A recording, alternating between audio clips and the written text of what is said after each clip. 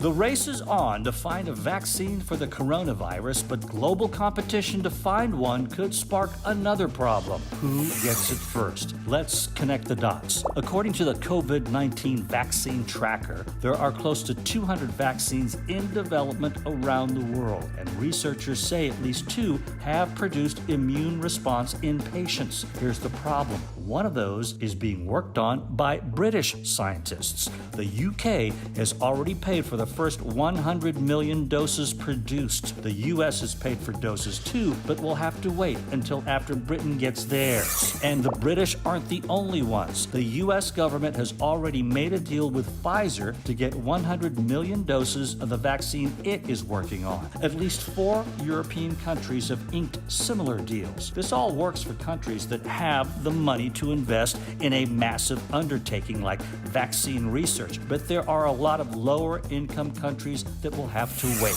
But that is not just a problem for the lower income countries. As we have learned with this pandemic, viruses tend to not respect borders. An ongoing outbreak in one country can be a threat to the entire world. Public health experts warn we need to come up with a plan now to make sure everyone has access to a vaccine to end the threat to all of us.